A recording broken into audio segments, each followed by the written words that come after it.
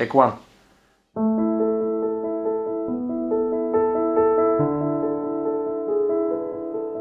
This is the story of a miracle. Let it hurt now. Let the heart crumble. Let the waves wash away the sand beneath your feet. I write. I love writing poems, short stories, short life experiences, and all that.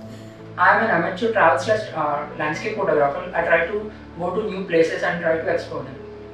I do Lego art. There you can see some Pac-Man. There's a Joker.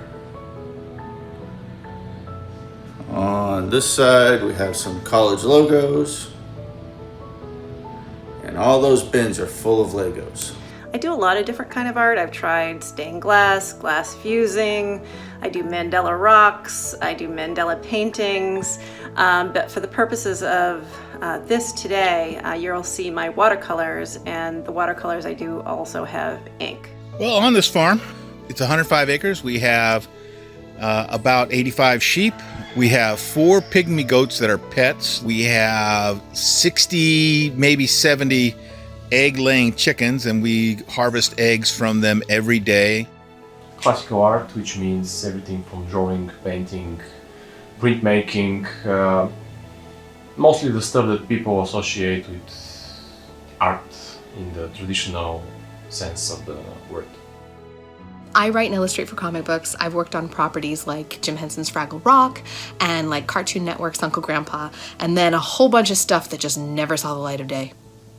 I love traveling. I really love it a lot. And when I travel, I take a lot of pics and I take a lot of videos, and I write travelogues or blogs about it. When I sit down to maybe write a story, even I have no clue how this is going to be. I don't know how it's going to turn out, and that excites me. As in, I am as much excited as somebody who's reading the finished piece.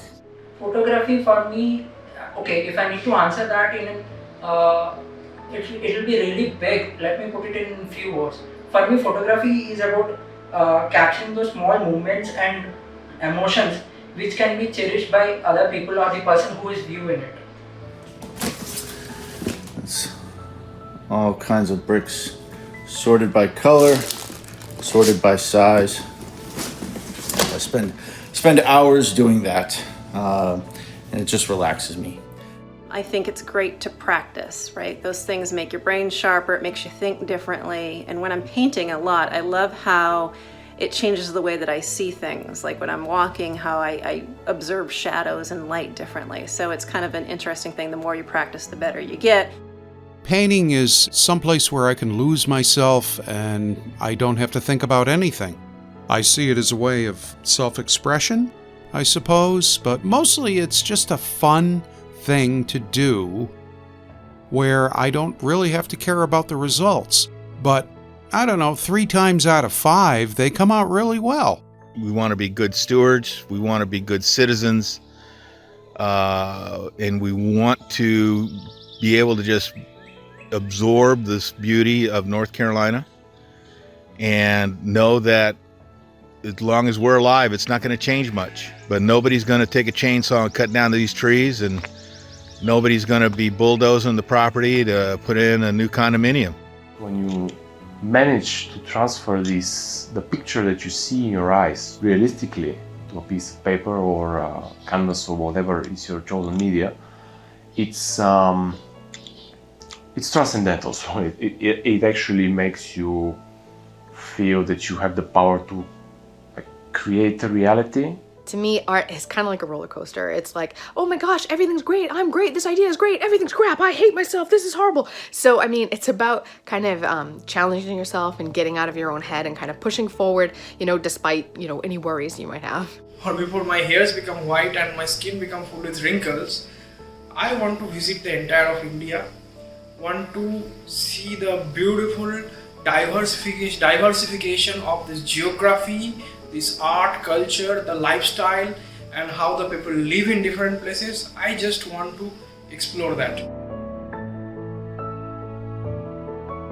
you write something and there is somebody reading it out there, and they're able to relate to the words that you have written, and they're able to find a tiny place in their heart for these words, and it gives them a certain level of peace and comfort. I just love seeing the fit look on people's faces when they see things that I make, such as the Joker here, and then they realize that it's made out of Legos. It's a great conversation piece, and it's real fun having conversations with people. Somebody had lost their pet, a friend of mine, and I'm like, oh, I'm going to do a picture for them so that they can have a little memory of their pet. And that went over really well, and I started doing it more and more. I have sold some paintings at local art shows, which surprises me to no end. And mostly I give them away as gifts, or I just keep them for myself. You can find in the recent artwork a lot of references, a lot of homages, a lot of things that pay respect to someone else's work or someone else's ideas. Last year we donated over 250 dozen eggs to the local food bank, along with a lot of meat products that we also produce here at the farm, such as turkey meat, chicken meat, and lamb meat.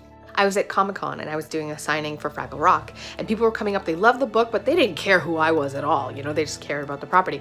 And a guy was like staring at me, and I was like, oh, you like Fraggle Rock? And he was like, are you Nicole? And I was like, yeah. And he's like, I love you. And he started listing off all this indie stuff that like nobody else ever knew about. And he was like, I have to get a picture with you. My girlfriend's gonna be so jealous. And I was like, I'm so happy that I made you happy. At the same time, I write travel logs, right? So those travel logs also helps others to make their own plans. You are the force that can't be stopped. You are that undying light. From the little girl that believed in miracles, you discern now. You are the miracle.